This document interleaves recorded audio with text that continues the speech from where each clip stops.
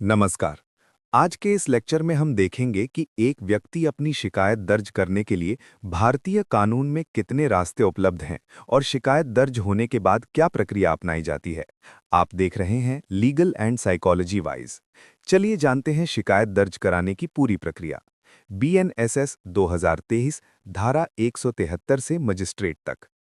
आज हम भारतीय नागरिक सुरक्षा संहिता 2023 बीएनएसएस के अंतर्गत ये समझेंगे कि एक शिकायतकर्ता के पास अपनी शिकायत दर्ज कराने के कितने कानूनी तरीके होते हैं। पुलिस यदि एफआईआर दर्ज न करे तो आगे कौन-कौन से स्टेप उपलब्ध हैं और धारा 173(1) से लेकर 173(4) तक की पूरी कानूनी प्रक्रिया क्या है। ये पूरा लेक्चर बीएनएसएस के अनुसार है, न कि आईपीसी या पुराने सीआरपीसी के अनुसार। स्टेप 1 धारा 173(1) बीएनएसएस। प्रथम सूचना एफआईआर। सबसे पहला और सामान्य तरीका है धारा 173(1) बीएनएसएस। किसी संज्ञेय अपराध की सूचना मौखिक, लिखित या इलेक्ट्रॉनिक माध्यम से दी जा सकती है। क्षेत्राधिकार की बाध्यता नहीं है। यदि सूचना मौखिक है तो पुलिस उसे लिखित में बदलेगी, पढ़कर सुनाएगी और शिकायतकर्ता से हस्ताक्षर लेगी। इलेक्ट्रॉनिक सूचना को 3 दिन के भीतर हस्ताक्षरित कराना अनिवार्य है। एफआईआर की फ्री कॉपी शिकायतकर्ता को तुरंत दी जाएगी। यही एफआईआर की बुनियादी और पहली स्टेज है। स्टेप 2 यदि थाना एफआईआर दर्ज नहीं करता। अब मान लीजिए थाना प्रभारी एफआईआर दर्ज करने से मना कर देता है, तो शिकायतकर्ता के पास अगला कानूनी विकल्प है। स्टेप 3 धारा 173(4) बीएनएसएस। पुलिस अधीक्षक एसपी के पास शिकायत। धारा 173(4) बीएनएसएस। शिकायतकर्ता अपनी लिखित शिकायत डाक, ईमेल या स्वयं जाकर पुलिस अधीक्षक एसपी या डीसीपी को दे सकता है। एसपी स्वयं जांच कर सकता है या किसी अधीनस्थ अधिकारी को जांच का निर्देश दे सकता है। उस अधिकारी को थाना प्रभारी जैसी सभी शक्तियां होंगी। ये अधिकार सीधे बीएनएसएस 173(4) में दिया गया है। स्टेप 4 यदि एसपी के स्तर पर भी एफआईआर नहीं होती तो क्या। अब एक बहुत महत्वपूर्ण सवाल, अगर एसपी के पास देने के बाद भी एफआईआर दर्ज न हो तो क्या। यहीं से न्यायिक प्रक्रिया शुरू होती है। स्टेप 5 मजिस्ट्रेट के पास शिकायत। धारा 173(4) जुडिशियल रूट। बीएनएसएस 2023 में पुरानी सीआरपीसी की धारा 156(3) अब बीएनएसएस की धारा 173(4) के न्यायिक रूप में प्रयुक्त होती है। मजिस्ट्रेट के पास शिकायतकर्ता के विकल्प। ऑप्शन 1 एफआईआर दर्ज कराने का निर्देश। मजिस्ट्रेट पुलिस को निर्देश दे सकता है कि एफआईआर दर्ज की जाए और विधि अनुसार जांच हो।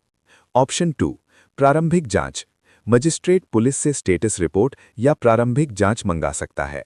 ऑप्शन 3 परिवाद के रूप में कार्यवाही। मजिस्ट्रेट स्वयं शिकायत को परिवाद कंप्लेंट केस मानकर बयान दर्ज कर सकता है, साक्ष्य देख सकता है, समन जारी कर सकता है। धारा 173(1), 173(2), 173(3) को समझकर 173(4) अल्ट्रा 173(1) एफआईआर दर्ज करने की बाध्यता। अल्ट्रा 173(2) एफआईआर की कॉपी देना अनिवार्य। अल्ट्रा 173(3) कुछ मामलों में प्रारंभिक जांच की अनुमति। अल्ट्रा 173(4) पुलिस अधीक्षक प्लस मजिस्ट्रेट दोनों स्तरों पर शिकायत का अधिकार। यानी अल्ट्रा 173(4 अल्ट्रा 173(1) का निष्कर्षात्मक और शक्तिशाली विस्तार है। निष्कर्ष शिकायतकर्ता के पास कितने तरीके हैं। शिकायत दर्ज कराने के कुल 5 कानूनी तरीके। 1 थाना धारा 173(1), 2 इलेक्ट्रॉनिक एफआईआर धारा 173(1), 3 एसपी के पास शिकायत धारा 173(4), 4 मजिस्ट्रेट से एफआईआर का निर्देश धारा 173(4), 5 मजिस्ट्रेट के समक्ष परिवाद बीएनएसएस प्रक्रिया। अब इस विषय को और गहराई से समझते हैं। चरण 1 0 प्रथम सूचना रिपोर्ट। मान लीजिए कोई व्यक्ति पुलिस थाने में अपराध की सूचना देता है, लेकिन अपराध उस थाने के क्षेत्राधिकार में नहीं हुआ, यानी अपराध किसी दूसरे थाना क्षेत्र में घटित हुआ है। ऐसी स्थिति में भी सूचना देने वाले को वापस नहीं किया जाएगा। क्या किया जाएगा? पुलिस तुरंत 0 एफआईआर दर्ज करेगी। यहां 0 का अर्थ है कि एफआईआर को स्थायी नंबर नहीं दिया जाता, बल्कि अस्थायी रूप से दर्ज किया जाता है। चरण 2 अपराध स्थल का निर्धारण। एफआईआर दर्ज करने के बाद यह देखा जाता है कि अपराध वास्तव में किस पुलिस थाने के क्षेत्राधिकार में हुआ है। ये बहुत महत्वपूर्ण चरण है क्योंकि आगे की जांच इसी पर निर्भर करती है। चरण 3, आवश्यक तात्कालिक कार्यवाही। 0 एफआईआर दर्ज करने के बाद पुलिस केवल कागजी कार्यवाही नहीं करती, बल्कि यदि अभियुक्त के फरार होने की संभावना हो तो उसे तुरंत गिरफ्तार किया जा सकता है। उपलब्ध साक्ष्यों को सुरक्षित किया जाता है, जैसे दस्तावेज, वस्तुएं, डिजिटल साक्ष्य इत्यादि। यानी 0 एफआईआर होने का अर्थ ये नहीं कि पुलिस के हाथ बंधे हुए हैं। चरण 4, संबंधित थाना क्षेत्र को एफआईआर स्थानांतरित करना। इसके बाद 0 एफआईआर की पूरी विवरणिका तो उस थाने को भेजी जाती है जिसके क्षेत्राधिकार में अपराध हुआ है। अब वही थाना नियमित एफआईआर दर्ज करता है और आगे की जांच करता है। चरण 5, शिकायतकर्ता या पीड़ित को प्रति प्रदान करना। शिकायतकर्ता या पीड़ित को एफआईआर की एक प्रति निःशुल्क प्रदान की जाती है। ये पीड़ित का कानूनी अधिकार है। अब आगे की प्रक्रिया अपराध की गंभीरता के अनुसार। चरण 6, 7 वर्ष से अधिक दंडनीय संज्ञेय अपराध की स्थिति। यदि अपराध 7 वर्ष से अधिक दंडनीय संज्ञेय अपराध है तो शिकायतकर्ता की व्यक्तिगत उपस्थिति आवश्यक होती है। अपराध स्थल उसी थाना क्षेत्र में होना चाहिए। पुलिस सीधे एफआईआर दर्ज करती है। एफआईआर की प्रति पीड़ित को दी जाती है। जांच तुरंत प्रारंभ होती है। इसमें प्रारंभिक जांच की बाध्यता नहीं होती।